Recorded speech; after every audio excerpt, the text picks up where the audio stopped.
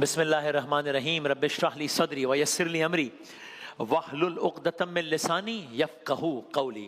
آج پہلا عشرہ اختتام پذیر ہو رہا ہے۔ آج ہماری اس داستان کا بھی پہلا باب اختتام پذیر ہو رہا ہے۔ آج ہم اس کو وائنڈ اپ کر کے دوسرے باب میں داخل ہو جائیں گے انشاءاللہ۔ مختلف مراحل سے گزریں گے اس پورے ماہ مبارک میں۔ اللہ کے نبی ابراہیم علیہ السلام اور ان کے خانوادے، ان سے متعلق واقعات کا ہم نے آغاز کیا تھا۔ یکم رمضان المبارک ایک کوئک ریکیپ کر لیتے ہیں تاکہ سمجھیں کہ 9 واقعات کا ایک کوئک ریکیپ ہو جائے گا، اور کیونکہ آج ہم پھر اس چیپٹر کو کلوز کر کے اگلے چیپٹر میں داخل ہو جائیں گے۔ اللہ کے نبی ابراہیم علیہ السلام، ان کا گھرانہ ہے، ان کی زوجہ ہیں، ان کے اولاد ہیں۔ آغاز نے کیا تب خانوادہ نہیں تھا، تب ابراہیم علیہ السلام ہے۔ مختلف امتحانات اللہ تعالیٰ لے رہا ہے اور ابراہیم علیہ السلام سرخرو ہوتے چلے جا رہے ہیں۔ نار نمرود کا امتحان ہم نے سب سے پہلے آپ کی خدمت بیان کیا تھا۔ نمرود کی آگ، جب سب لوگ، سارا شہر ایک طرف، بادشاہ وقت ایک طرف، سب خلاف ہیں، اور اللہ کے نبی بے خطر کود پڑا آتش نمرود میں عشق۔ ابراہیم علیہ السلام نے، ظاہر ہے اللہ کے بندے، اللہ کے نبی، اللہ پر بھروسہ، آگ گلزار بن گئی، ابراہیم علیہ السلام سرخرو ہو گئے، مرحلہ گزر گیا۔ لیکن اور امتحانات مقصود تھے۔ اب ضروری نہیں کہ میں ترتیب واری بیان کر رہا ہوں، میں صرف کوئک ریکیپ کر رہا ہوں۔ یہ معاملہ ہوا۔ اگلا معاملہ وہ تھا کہ جس میں زوجہ اور اولاد بھی انوالو تھے۔ اب صحرا کے سفر کا آغاز ہوا۔ اللہ کا نبی ہے، ان کی زوجہ ہے، ان کا بیٹا ہے، صحرا کا طویل سفر ہے، یہاں سے وہاں، وہاں سے وہاں چلتے چلے جا رہے ہیں۔ حالانکہ ٹھکانہ شہر تھا، اب ایک وادی غیر ذی زرع میں جا رہے ہیں۔ تپتی دھوپ ہے، صحرا کا سفر کرتے کرتے ایک اور وادی میں پہنچے ہیں، وہاں پر گھر پہنچ گئے۔ یہ سفر ایک امتحان، وہاں پہنچ کر گھر والوں کو چھوڑ کر آ جانا یہ ایک اور امتحان، پھر وہاں پر گھر والوں کا ایک اور امتحان۔ آپ امتحانات کی فہرست دیکھ رہے ہیں۔ اب پہنچ گئے وادی غیر ذی زرع میں۔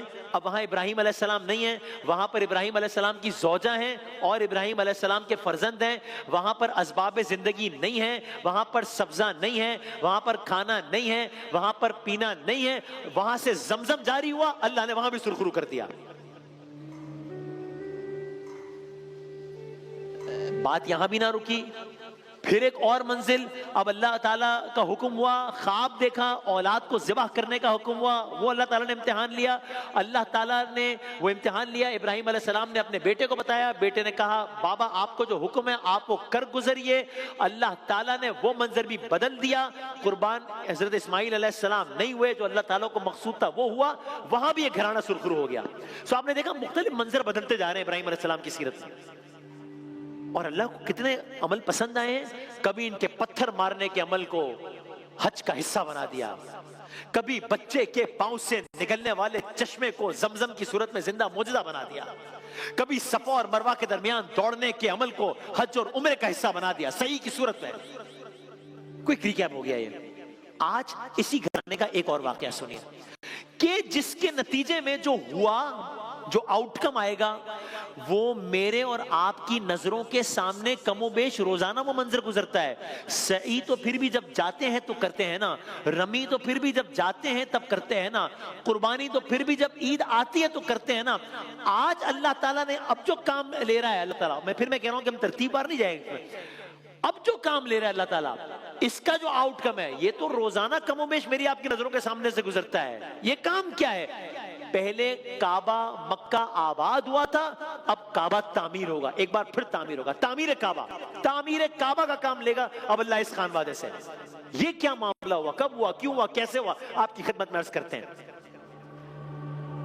پہلے تو آپ یہ سنیے، سورہ آل عمران کی ایک آیت ہے، بچوں کے لیے، بڑے تو جانتے ہیں، قرآن کریم میں مکے کے لیے جو لفظ استعمال ہوا وہ بکہ ہے۔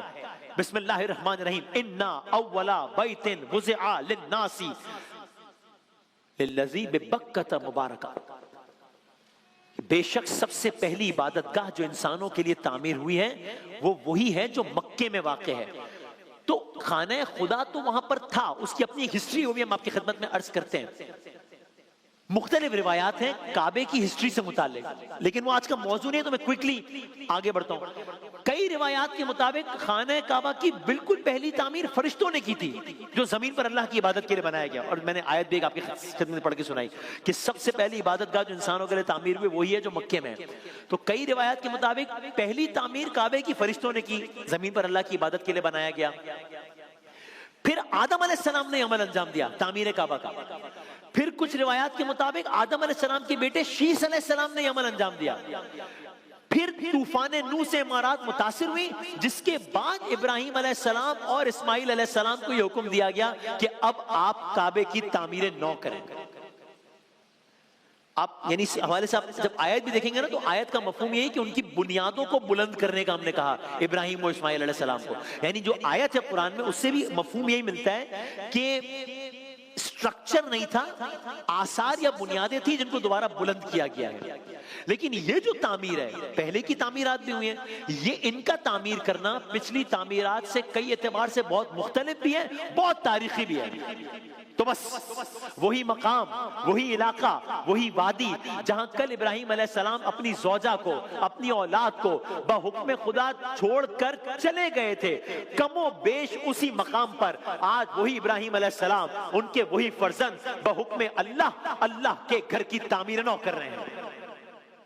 میں آیت پڑھ دیتا ہوں جو میں نے پہلے اشارتاً پڑھی تھی۔ قرآن کریم نے کہا یاد کرو جب ابراہیم و اسماعیل علیہ السلام خانہ کعبہ کی بنیادیں اٹھا رہے تھے اور دونوں دعا کر رہے تھے، اے ہمارے پروردگار تو ہم سے یہ خدمت قبول فرما لے، بے شک تو خوب سننے والا ہے، بے شک تو خوب جاننے والا ہے۔ آپ عظمت دیکھ رہے ہیں اس گھرانے کی، اللہ تعالیٰ کیا کام لے رہا ہے، بس اللہ تعالیٰ اپنے گھر کی تعمیر کے لیے اس نبی باپ اور نبی بیٹے کو چن چکا ہے۔ تو بس اب جب میں ایک خیالی طور پر کچھ تصور کرتا ہوں تو عجب نہیں، مطلب کچھ ایسا منظر ذہن میں آتا ہے کہ انہی وادیوں میں، اسی علاقے میں کچھ ایسا منظر ہوگا جہاں ایک نوجوان ہوگا، پہاڑوں کو توڑ توڑ کر پتھر جمع کر کر کے لا رہا ہوگا، ایک باپ ہوگا جو کہ بڑھاپے کو پہنچ چکا ہوگا، بوڑھا باپ ایک کے بعد ایک پتھر رکھ کر اسی کعبے کی دیواروں کو مکمل کر رہا ہوگا۔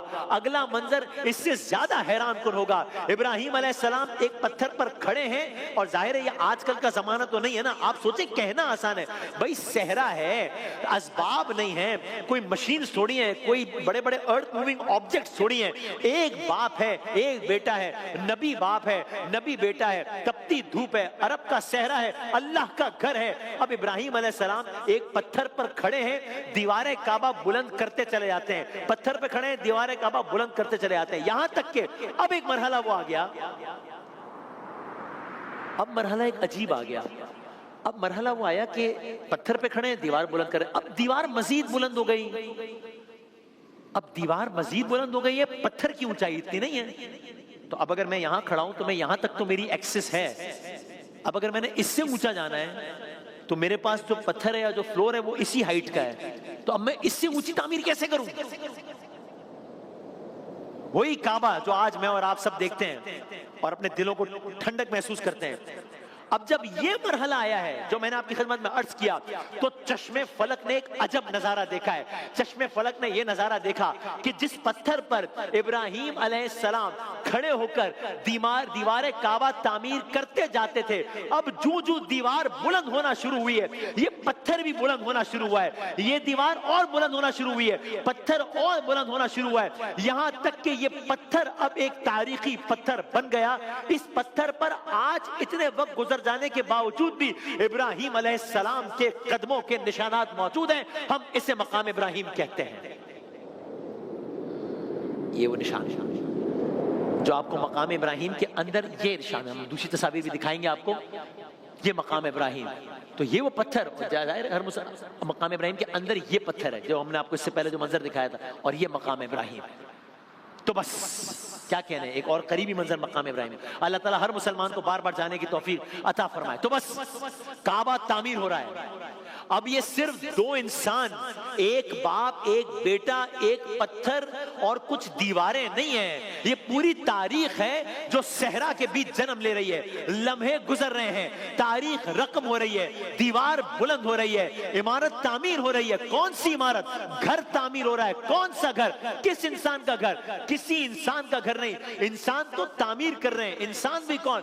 نبی باپ, نبی بیٹا, انسان تعمیر کر رہے ہیں. تعمیر اللہ کا گھر ہو رہا ہے. سلسلہ چلتا گیا چلتا گیا چلتا گیا. اسی موقع پر ایک وقت وہ آیا جب ابراہیم علیہ السلام کے ساتھ مل کر انسانی قد کے برابر جب کعبے کی دیوار بلند کرنی تھی, جو کہ میں نے آپ کی خدمت میں عرض کیا, تو کیا ہوا؟ اللہ نے اس پتھر کی طرف متوجہ کیا جو بعد میں مقام ابراہیم کہلایا. اب یہاں پر ایک اور واقعہ ہوا. اس پتھر پر کھڑے ہو کر ابراہیم علیہ السلام اسماعیل علیہ السلام سے پتھر لیتے, دیوار چنتے جاتے. پتھر گویا ایک لفٹ کا کام کر رہا تھا. پھر کیا ہوا؟ اب جب تعمیر مکمل ہو گئی, بس یہ سلسلہ چلتا رہا. اب جب تعمیر مکمل ہو گئی تو یہ پتھر اور بلند ہوا. پتھر بلند ہوا, اتنا بلند ہوا کہ ابراہیم علیہ السلام کو گویا پورا مکہ نظر آنے لگا. نہیں, اتنا بلند ہوا کہ ابراہیم علیہ السلام کو اب پورا حجاز نظر آنے لگا. نہیں, اتنا بلند ہوا کہ ابراہیم علیہ السلام کو پورا خطہ عرب نظر آنے لگا. نہیں, اتنا بلند ہوا کہ ابراہیم علیہ السلام کو پورا بر اعظم نظر آنے لگا. نہیں, اتنا بلند ہوا کہ ابراہیم علیہ السلام کو پوری دنیا نظر آنے لگی.